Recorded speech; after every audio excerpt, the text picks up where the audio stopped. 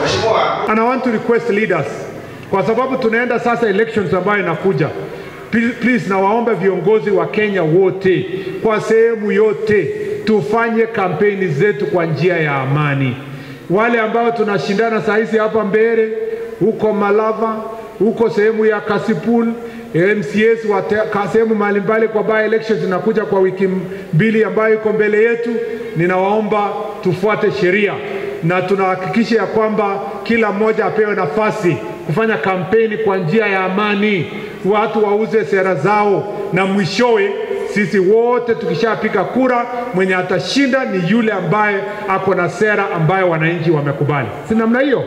Hiyo ndio uongozi ambayo tunataka kwa sehemu hii.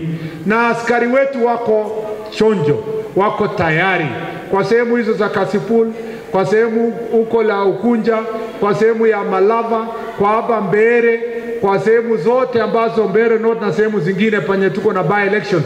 Mimi nataka niwahakikishie wa Kenya ya kwamba polisi wetu wako imara, wako tayari kudhibiti msukosuko yoyote ambayo inaweza kutokea, na tutahakikisha kwamba wale wanapanga njama ya kupiganisha wananchi wameshikwa na kupelekwa kotini. Na mnajua mimi siogopi chochote, na siogopi mtu yoyote. Mimi nimeona mengi na Mungu amenibariki kunipatia kazi ya kusaidia rais, na rais ametupatia kazi kuhakikisha nchi yetu iko salama. Tutatumia hiyo amri ya wananchi na uwezo kutoka wananchi wenye alipatia rais kulinda wananchi ili mali yao na maisha yao ikuwe salama. Tuko na mambo ya wizi wa ng'ombe sehemu hii, na mmesikia ng'ombe inaibwa hapa, inapelekwa huko Sarolipi, inapelekwa mpaka ule kuficha huko La Pendera, ingepelekwa huko Mkogodo Forest, na kumekuwa na challenge kwa miaka mingi kwa sababu ya terrain, mambo ya infrastructure, mambo ya yao njia yenye wanajificha. Tumeleta different camps ya police officers kuja pande huu na wamefanya kazi nzuri, lakini haijatosha, bado wizi ya ng'ombe inaendelea. Tunataka kuhakikisha kwamba we upscale operations kwa sehemu ambayo hiyo ng'ombe inapelekwa. Hiyo operation tumesongesha, tulikuwa tunafanya huko Baringo, sasa hizi tuko na operational center pahali inaitwa Kirimon kwa hapa Laikipia North. Na hiyo itasaidiana na upande wa Meru. We will make sure that we deal with the bandits from the source kwa upande huyo ya Laikipia East ambaye wanatusumbua.